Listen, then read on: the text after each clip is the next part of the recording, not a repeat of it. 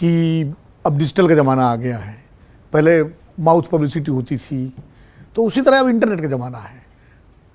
देश में या विदेश में अलग अलग बोलना ये उस ज़माने की बात थी जब अखबार छपा, दिल्ली में पढ़ लिया गया, पता लगा कि वो लाहौर और वाशिंगटन तो दूर छोड़ दीजिए, वो दिल्ली का अखबार जो है इलाहाबाद में भी अगले दिन मिलता था सुबह दोपहर में। तो स्थानीय बात स्थानीय रह जाती थी। आज राहुल गांधी दिल्ली में बोले, चेन्नई में बोले, न्यूयॉर्क में बोले, लंदन में बोले, वो 1 मिनट में सब जगह सर्कुलेट हो जाता है। अब राहुल गांधी का जो विचार है संघ के बारे में, जो विचार उनका देश के मौजूदा निज़ाम के बारे में है, तो ऐसा तो नहीं हो सकता कि वो दिल्ली में कहें कि बहुत ख़राब है और न्यूयॉर्क में कहें बहुत अच्छा है। कैसे होगा ये? तो ये तो नहीं हो सकता। वो तो जब सवाल पूछा जाएगा तो वो जो यहाँ बोल रहे हैं वही वहाँ बोलेंगे। फ़र्क ये है कि वो दिल्ली के बजाय न्यूयॉर्क में बोल रहे हैं, और चूँकि अब वो चीज़ छिप नहीं सकती, तो इसलिए मुझे लगता है वो बोलते हैं, लगातार अपनी बात कहते हैं।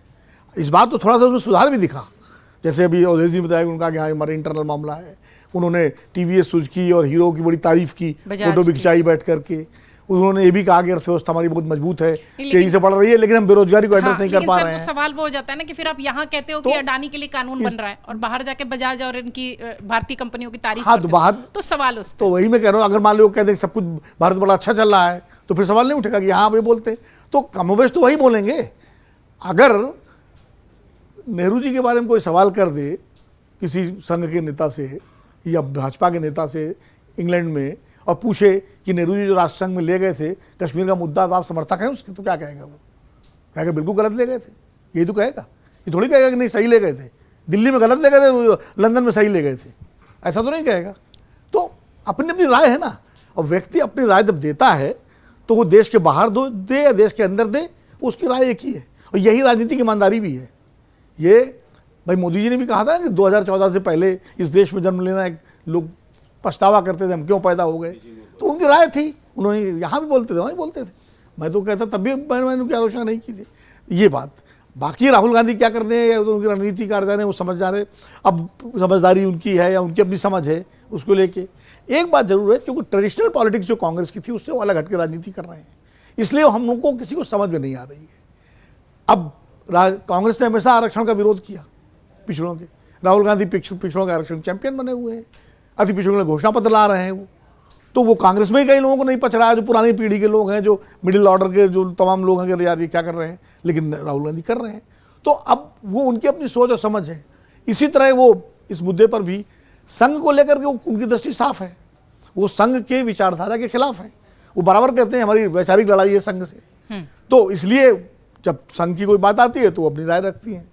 संघ की जहाँ तक बात है तो संघ का गठन जब 1925 में हुआ था, तब भी वो राष्ट्र निर्माण के लिए उन्होंने किया था कि हम राष्ट्र निर्माण के लिए हिंदुओं को संगठित करने के लिए कर रहे हैं। तो उद्देश्य तो राष्ट्र निर्माण ही है, लेकिन उस समय राष्ट्र निर्माण का क्या उद्देश्य था, क्या तरीका था, और आज कितना फर्क आ गया संघ में। उस समय अगर आप गोलवलकर जी की किताबें पढ़ें, द नेशनहुड डिफाइंड पढ़ें, जब बंच ऑफ थॉट्स पढ़ें, तो उस समय संघ अगर आज आ जाए तो यही लोग जो संघ की रैलियों में जाते हैं वही दौड़ा लेंगे। तो वहाँ से आते आते संघ की यात्रा मोहन भागवत तक जो हुई है कि आज वो कहते हैं हम सब एक हैं, मुसलमानों का डीएनए एक है, किसी मस्जिद में शिवलिंग क्यों खोजना। तो गोलवलकर से लेकर मोहन भागवत तक की जो वैचारिक यात्रा संघ की है, अम्बेडकर की अर्थियाँ निकालने वाले लोग अब अम्बेडकर को मान रहे हैं, पूजा कर रहे हैं, अम्बेडकर को देवता मान रहे हैं। जो रिडल्स ऑफ हिंदुज़म किताब अम्बेडकर ने लिखी, philosophy of Hinduism, caste analysis Hinduism ने लिखी, उसकी चर्चा नहीं होती, ठीक वर्शिपिंग। तो मैं कह रहा हूँ वैचारिक इस तरह के बदलाव आते हैं। संघ निश्चित रूप से संघ ने बहुत मेहनत की है।